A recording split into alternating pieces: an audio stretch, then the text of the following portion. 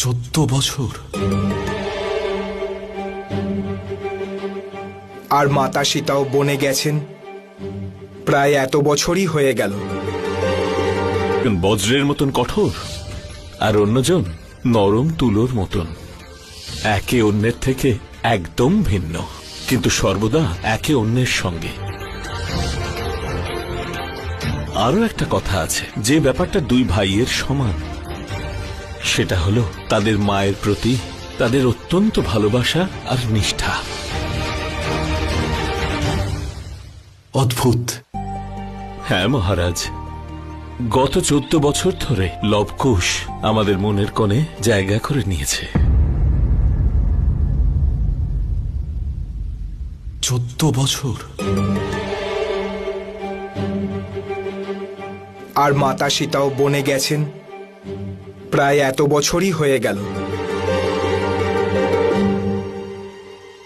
14 বছর, 8 মাস আর 4 দিন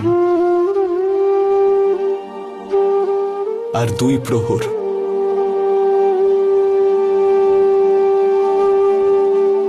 ঋষিবর, তাদের পিতার নাম কি, আর তিনি কি কাজ করেন? মহারাজ, ওই দুটি বালকের কিন্তু পিতা নেই।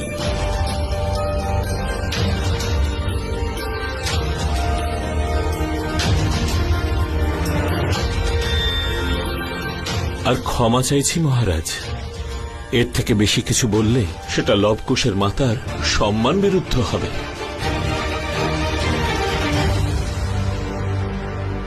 একটা শেষ প্রশ্ন ঋষিবর,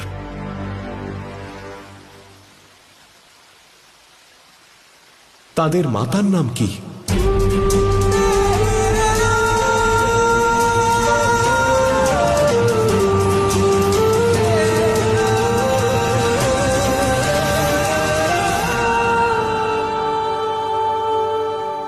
বনদেবী মহারাজ।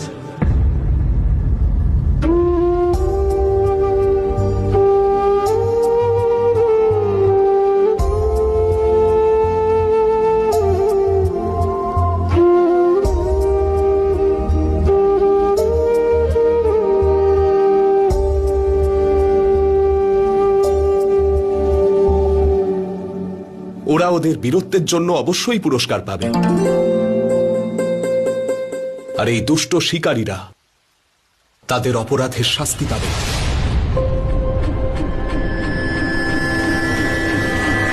পুত্র, সন্ধে হয়ে আসছে, তুমিও তোমার গৃহে ফিরে যাও। তোমার মাতা পিতা তোমার জন্য অপেক্ষা করছেন।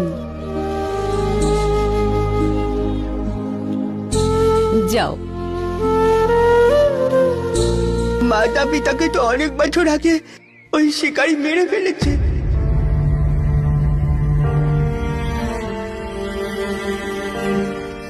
আমার তো থাকার কোনো জায়গা নেই।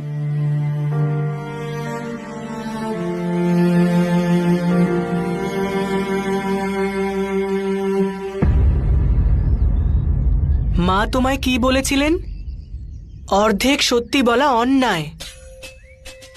আমি আবার কোন সত্য লুকিয়েছি? এটাই যে তোমার কোনো ঘর পরিবার নেই। মা তো তোমায় পুত্র বলে ডেকেছেন না? দেখেছেন তো? তাহলে তোমার এখন ঘরও রয়েছে আর পরিবারও। এটাই হলো পূর্ণ সত্য। আর তুমি তোমার পরিবারকে ছেড়ে চলে যাচ্ছ? কোনোদিন না, এখন থেকে তুমি আমাদের সাথেই থাকবে, পরিবারের একজন হয়ে।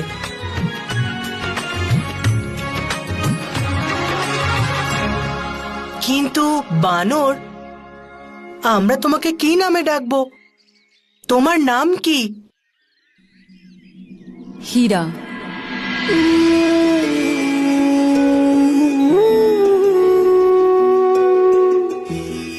সংকটের সময় ধৈর্য না হারানো হীরা। বিপদের সময় আপনজনদের পাশে ধৈর্য ধরে থাকা হীরা।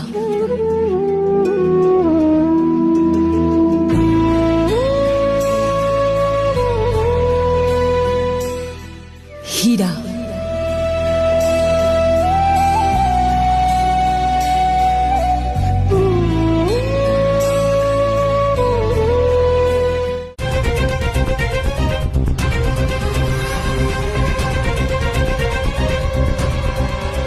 যে দণ্ড আমি তোমাদের দিয়েছি তোমরা তারই যোগ্য। জীব জন্তুদের হত্যা করেছো তোমরা, তাদের ভক্ষণ করেছো। এখন যে শাস্তি তুমি পেয়েছো তা তোমাকে ভোগ করতেই হবে। সেনাপতি লক্ষণ, এটা তোমার দায়িত্ব এরা যেন এদের শাস্তি পূর্ণরূপে ভোগ করে। আজ্ঞে মহারাজ। দাদা, তুমি জিজ্ঞেস করো না আমাকে। কি? এটাই যে কি এমন আছে রাজা রামের ন্যায় বিচারে। চুপ। যা- যদি মাকে এটা জিজ্ঞেস করি তাহলে মায়ের মনে হবে ওনার কথার প্রতি আমাদের কোনো বিশ্বাস নেই। জিজ্ঞেস করো না দাদা। চুপ। কুশ, যদি মনে কোনো প্রশ্ন আসে তাহলে নিজে করতে শেখো।